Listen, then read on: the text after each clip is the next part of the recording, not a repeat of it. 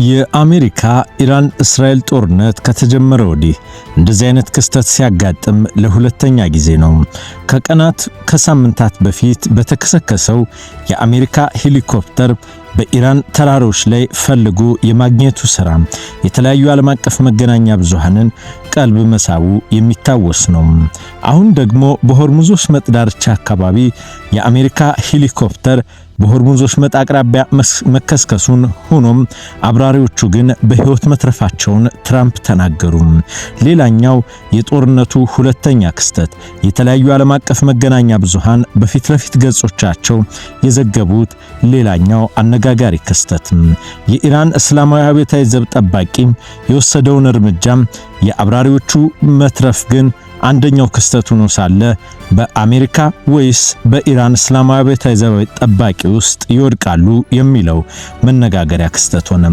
ፕሬዝዳንት ዶናልድ ትራምፕ አብራሪዎቹ ደህና ናቸው፣ በጥሩ ሁኔታም ላይ ይገኛሉ አሉ። ኒውዮርክ ታይምስ እንደዘገበው ሄሊኮፕተሩ በሆርሙዝ ወሽመጥ አቅራቢያ የተከሰከሰው ሰኞ ሲሆን አብራሪዎችን ግን አሜሪካ ዳግም መታደግ ስለመቻሏ ተገለጸ። ያደጋውን ምክንያት ምን እንደሆነ አልገለጸችም።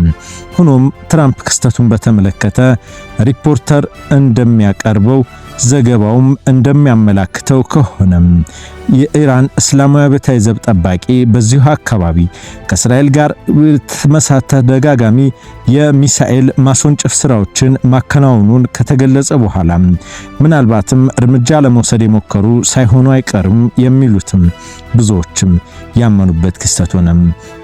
በተጨማሪም ፕሬዝዳንቱ ከኢራን ጋር እየተካሄደ ያለው የሰላም ስምምነት የመጨረሻ ደረጃ ላይ መድረሱን በገለጹበት ወቅት መሆኑ ምናልባት ይህንን የመካከለኛው ምስራቅ ጦርነትን ዳግም የመለሰ ሆነ። ቀደም ብሎ በተባበሩት መንግስታት የኢራን አምባሳደር የሆኑት ኤሚር ሳኢድ አርቫኒም በስምምነት ለማጠናቀቅ ከአሜሪካ ጋር እየተደረጉ ያሉ ውይይቶችን መቀጠላቸውን ተናግረው ነበር። በሆርሙዝ ወሽመጥ አካባቢ ሰኞ ዕለት የተከሰከሰው የአሜሪካ ጦር ሄሊኮፕተር ሁለቱን አብራሪዎችን በድሮን ማውጣት መቻሉን ደግሞ የቢቢሲ አጋር የሆነው ሲቢኤስ ባለስልጣናትን ጠቅሶ ዘገበ። ሰላም ጤና ይስጥልኝ የተከበራችሁ የጋፋት ኒውስ ቤተሰቦቻችን እንደምን አመሻችሁ። ጋፋት ኒውስ የተለያዩ ዓለም አቀፍ መገናኛ ብዙሃን በፊት ለፊት ገጾቻቸው ከያዟቸው አንኳር ጉዳዮች ውስጥ ለእናንተ ይሆናሉ ያልናቸውን የምናደርስበት ሰዓት ነው። እስከ ፍጻሜው ድረስ አብራችሁን ቆዩ።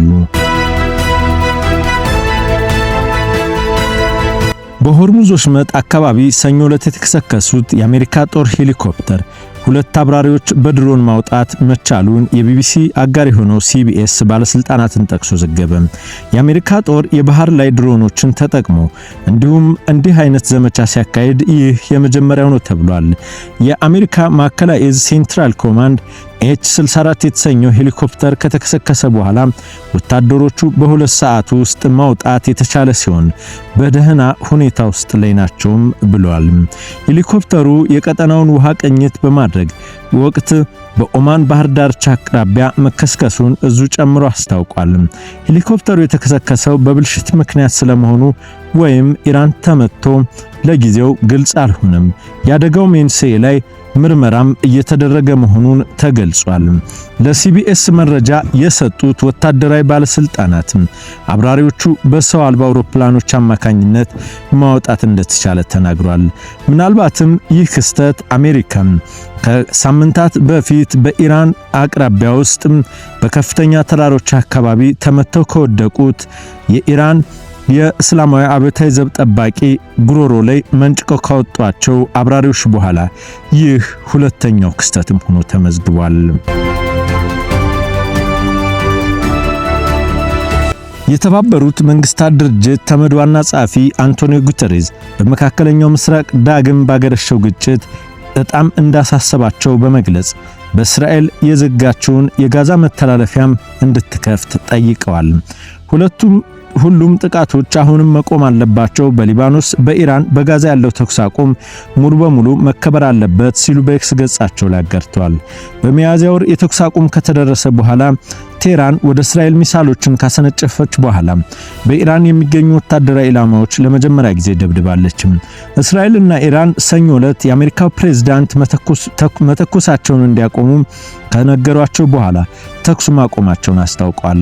ዋሽንግተን 3 ወር በሞላው የኢራን ጦርነት ለማስቆም ከስምምነት ላይ ለመድረስ የምታደርገውን ጥረት የሁለቱ አገራት ዳግም ወደ ግጭት መግባትም አደጋ ላይ ጥሎታል። ጉተሬዝ እስራኤል የዘጋችውን የጋዛ መተላለፊያ በመክፈት የሰብአዊ እርዳታ ፍሰቱ እንዲቀጥል ጠይቀዋል።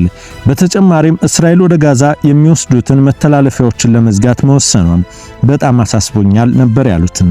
በመላው ጋዛ የደረሰው ፈጣንና ደህንነቱ የተጠበቀ የሰብአዊ እርዳታ መጓጓዝ ለማረጋገጥ ሁሉም መተላለፊያዎች በአስቸኳይ እንዲከፈቱ ጥሬን በድጋሜ አቀርባለሁ ሲሉም ተደምጠዋል።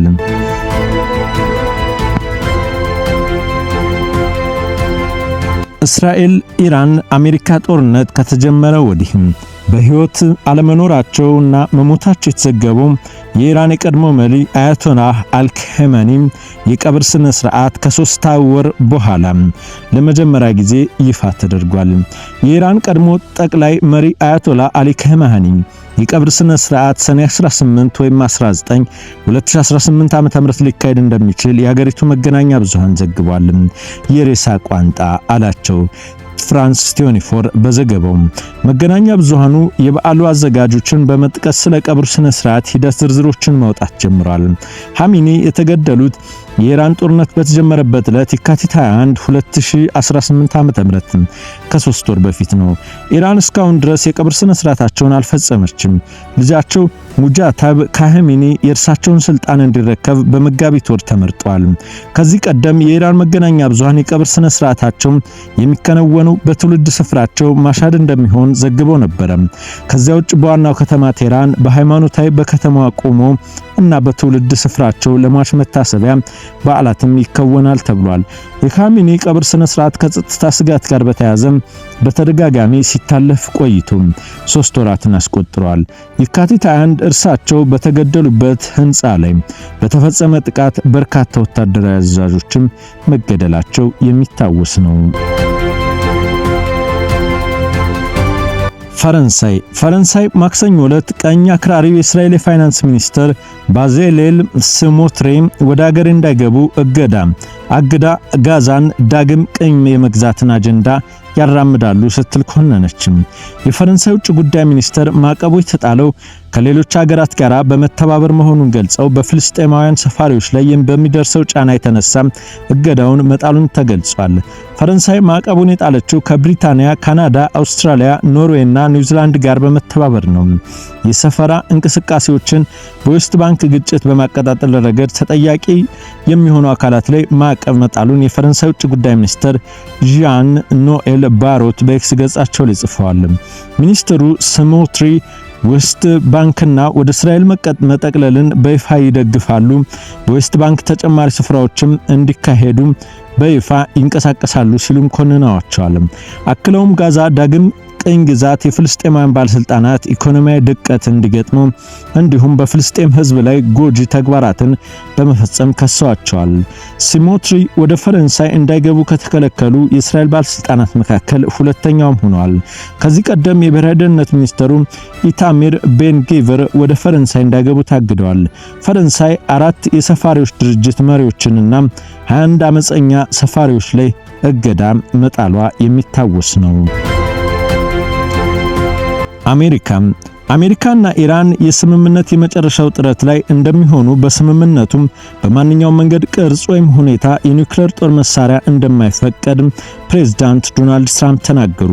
ሁለቱ ሀገራት የተኩስ አቁም ካደረጉ በኋላ በነበሩበት የተለያዩ ግጭቶች ምዕራፎች ወቅትም ስምምነት ላይ ለመድረስ መቃረባቸውን የሚጠቁም አስተያየት መስጠታቸው ይታወሳል። በጂኤፍኬ አውሮፕላን ማረፊያ ከጋዜጠኞች የቀረበላቸውን ጥያቄ ምላሽ የሰጡት ፕሬዝዳንት ስምምነቱ በጣም ድንቅ ይሆናል ብለዋል። ኢራን የኒውክሌር መሳሪያ እንደማይኖራት በድጋሚ ያስረገጡት ትራምፕ ስምምነት ከተፈረመ በኋላ የሆርሙዝ ወሽመጥ በአፋጣኝ እንደሚከፈት ጠቁመዋል።